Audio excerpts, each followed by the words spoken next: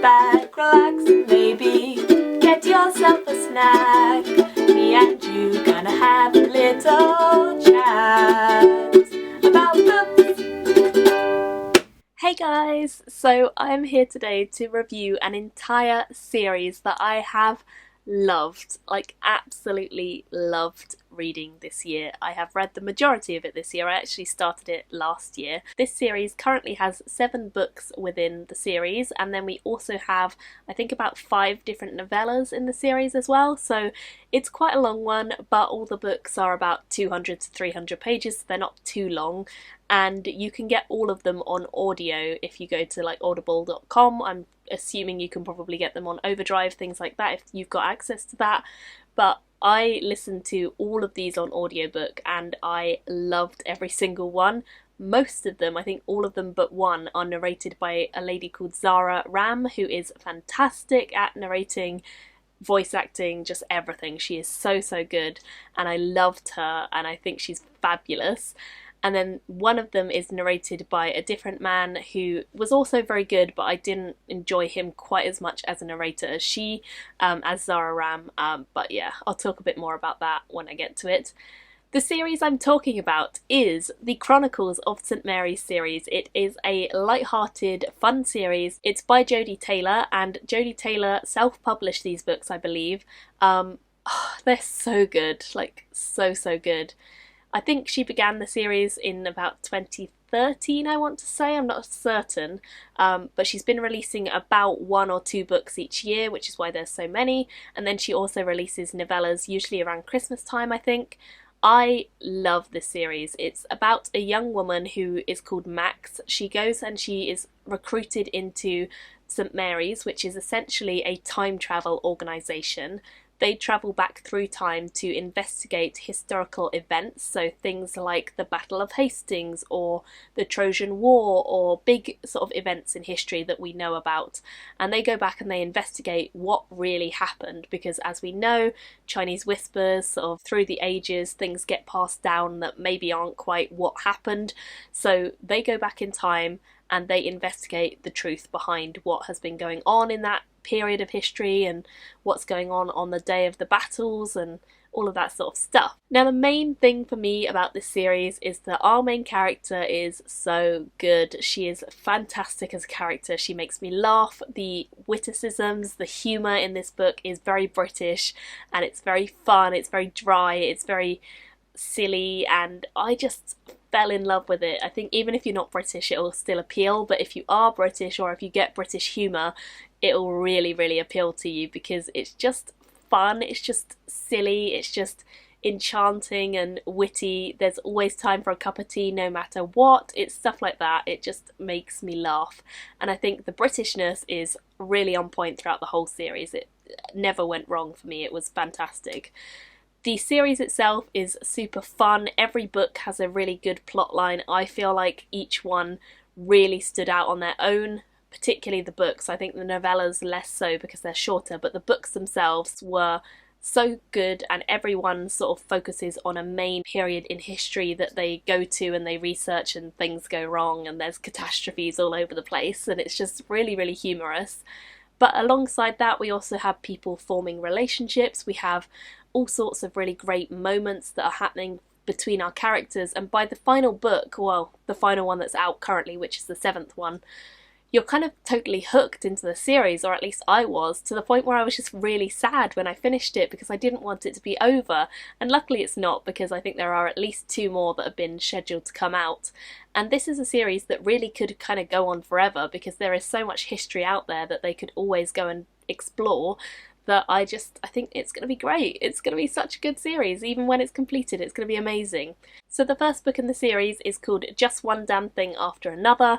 It's really good fun. It's a kind of introduction to all the characters. You get to see them go back in history. We get introduced to Miss Maxwell, who is later referred to as Max, and she joins the St. Mary's Institute for Historical Research.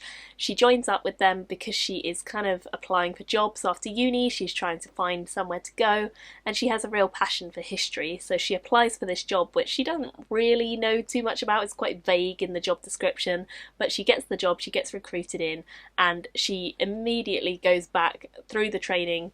We see her as she gets trained up with a couple of other recruits who are in her class as well, and then they go back into the Cretaceous period and they follow through a really crazy adventure that goes on there. They also go to World War One, I think, in this one, and there's a lot going on. It also has some really great themes throughout all of the books, and I think this was a great introduction to the series. It sort of sets you up for what's going to come.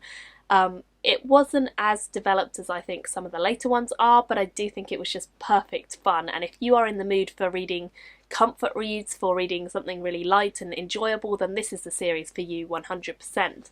I would say it's a science fiction series, but it's also a really great series if you're into history at all, because the author Jodi Taylor was actually a historian, and so she does know what she's talking about a lot of the time, and even though there's a bit of poetic license with sort of twisting things to make it how she wants it to be, a lot of the events that she references really do happen in that time period, and she sort of talks about overviews in some of the plots very briefly. It's not boring, and it's just really fun. So the first one follows that adventure, and we get introduced to all the characters and we sort of fall in love with them, or at least I did.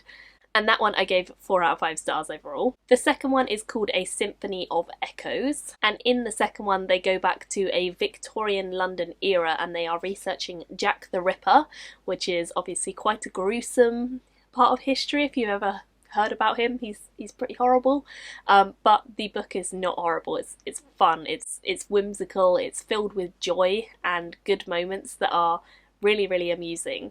So even though they travel to sort of really dark periods in history and they see some horrible things and they can't really interfere with history too much because otherwise history will fight back, they just have so much fun that I can't help smiling even when it's horrible tragedies that they're talking about. So I gave the second one in the series 3.5 out of 5 stars. In the third book, which is called A Second Chance, just to confuse you, it's about them adventuring back into the time period of Isaac Newton and meeting him, and he steals one of their mirrors. He then leads them on a merry chase through his time period. One of the interesting things about this series is we get introduced to some characters who are from the future, coming back into the past, trying to mess up history, and they're kind of like adversaries for the people of St Mary's in this time period, going around researching. And we see that sort of rivalry, problematic relationship beginning to form in this book, which kind of becomes the basis for some of the other books in the series later on. And I think there's a fantastic kind of element of future, past and present all mixing together, and what would be the consequences of all of this happening at one time. It's just really well thought out, so that's fantastic to see. And in this book we do get to see Max go back to Troy, which is actually her speciality. She specialises in Troy. She's really passionate about that period of history, and every one of the historians has a passion that they can go back to at some point, so she gets to go back and find out a bit more about them and what happened in that time period, so that was really fascinating. The thing I like about it is that even though it is light and it's fun and it's whimsical, it's still really raw, and there's still really some poignant moments between characters, and some of the things that you see you kind of just can't help but like feel really strong for those characters that you've been really enjoying watching developing over time. They start to form relationships, they start to become real people to you, or at least by this point in the series they were starting to become more like real people for me. And this one was one of my favourites. I actually gave this one a 4.5 out of 5 stars because it was just so good, so I definitely recommend all of them, but this one in particular I really enjoyed. In the next one, which is the fourth one, A Trail Through Time, we see the rivalry that began in the third book start to take some really negative turns and start to be quite dangerous for the characters in this world, so they have to do a lot of time jumping through history, and we get to see sort of snapshots of lots of different places, and the adventure kind of ramps up in intensity. By this point there's a lot you could do with this series, and I think Jodi Taylor's very good at manipulating a book so that it's not particularly long. Like, her books are not long, but they're really packed full of action, and you always feel like there's something going on that's really exciting and crazy and wacky, and you just constantly are getting bombarded with really interesting facts alongside a lot of cool action and some great character building moments, and she just has a really great balance of all the things I like to see in a book. So this one I gave 3.5 stars overall. The fifth one in the series is called No Time Like the Past, and this one features one of the main characters called Markham a little bit more than it has in previous books. Markham sees a ghost that only he can see, and they don't really know what it's about, but they decide that they're going to travel back in history to the time that this ghost might have been around to try and find out what was happening. And of course they get into all sorts of very peculiar, crazy fiascos, because basically they are danger magnets, and every problem you could anticipate they get into, but they do it in a really fun way and they get themselves out again. I really enjoyed this one. I thought it was quite a whimsical, fun one, and it definitely sort of felt a little bit like filler to me, but not in a bad way. It was like full of really light, fun things and develop the characters again. I think we see a bit more development on the side characters in this one over the main character, which is great because I think they all need developing, and the fact that she is developing her side characters is always a good thing for me. We also get to see a kind of heist. So one of the things that St Mary's is particularly good at is taking things that were about to be destroyed in history, so things that would have been destroyed in the Great Fire of London, for example. They go back in history and they try and find those things, bury those things in a place that no one will dig up before they go back to their own time period, and then they, in their own time period, dig up all of those exciting treasures, and they can use that to get money for the University of Thirsk who sponsor them, and they can also use it for whatever they need to, basically. And so rescuing old artefacts that would have otherwise been burned or lost in various different catastrophes is part of their job description, and in this one you really get to see how they do that, because it's been mentioned a few times but they haven't really done it too much, and I think this one was the start of a really interesting concept for them. So I just really liked this one, and I gave it a 4 out of 5 stars. The 6th one is called What Could Possibly Go Wrong, and of course everything does. St Mary's are just a funny team of people. We have lots of different sort of sections within St Mary's. So we have the historians, who are the main people who go back in history and record what's been going on. They have like little camcorders that they can record things on, and they take notes and all of that sort of stuff. They can't bring back anything from history because they won't be able to physically get home if they try and bring things back. But what they can do is record themselves whilst they're there and find out what's going on in the situation. And they also can, as I say, take things that are about to be destroyed that can come back with them in a certain manner of speaking. So it's really cool. They have like pods that they jump back into history with, and they have different teams. So they have R&D, they have technicians, they have like the medical staff who, let me be honest, the medical staff in this series, oh, they have a trying job. People coming back from history with all sorts of ancient plagues and all sorts of nasty diseases that haven't been cured yet. The medical department at St Mary's are doing a good job stopping all of that getting out into the world once again. So I really like all of those elements that she plays with.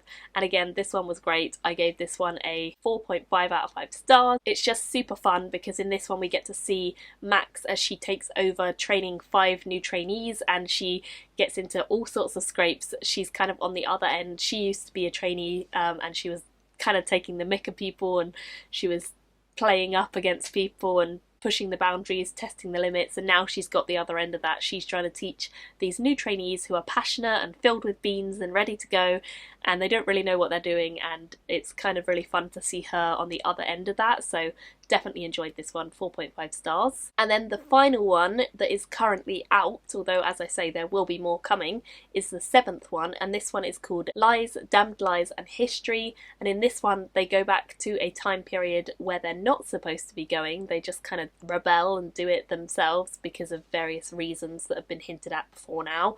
And they go back and they meet King Arthur time period and discover whether or not he is real and what happened to him, and they kind of make some really interesting discoveries whilst they're there. So I love this one. Again, I just thought it was really great. By this point in the series, honestly, I was in love with the characters. I couldn't help but to just enjoy the adventure with them and being back in the world, and it's just so good, like so good. It makes me smile talking about it because it's just such a fun series, and it's exactly what I like to be listening to whilst I'm on my bus into work really early in the morning or tired out, because it just puts a smile on my face, and I think that's an excellent quality in a book or a series. So again, this one got a 4.5 out of 5 stars from me, and I just love it, and I really want to know what's going to happen next because it always ends on a big old cliffhanger. And I can't. Like, I can't deal with how good it is. So that is my wrap up of all of the books in the series. I have also read all of the novellas in the series. I think I've given most of the novellas 3 stars just because they're really, really short, but they kind of hint at the in-between times between books, and they hint at the beginning of it all. So there's one that's called The Very First Damn Thing, which I really enjoyed. That one goes back to before St Mary's was founded and sort of sets up for how it was founded. We also have some that are like Christmas stories that she released around Christmas time as a bonus thing, so they're not really essential to the plot, but they do give you a little bit more of an adventure. There are some that I do think were really, really good. So out of the novellas, my favourite one was The Very First Damn Thing, My Name is Markham, and The Great St Mary's Day Out, which The Very First Damn Thing is before any of the books, and the Great St Mary's Day Out and My Name is Markham both come after the 7th book. And I gave all of them 4 stars, I think, because they were my favourites and they were just really, really fun and they sort of added to the series. I'm not sure that the rest of them really add to the series, so you could read them, you could not. It doesn't really matter too much. But genuinely, I just think this is a really, so good series. It's just so good. And it makes me so happy to talk about it with you guys. And hopefully some of you will pick it up because I think it's like largely free or really cheap. Some of the novellas you can get free on Audible. Some of the Kindle versions I think you can get free, so it's definitely a super cheap series. If you want something easy and fun and cheap, then it's the way to go, but it's top-notch quality. I just think the quality of these books is fantastic and I just love it. I just love it so, so much. So if you go and pick these up, please do let me know. I would love to be told. And if you've already read them, tell me your thoughts down below. What do you think of it? I just think it's so good. So tell me your thoughts, and thank you all so much for watching. I will see you very soon in another video. Bye! Thank you for watching my video today. Go pick up a book, then come back and chat with me again.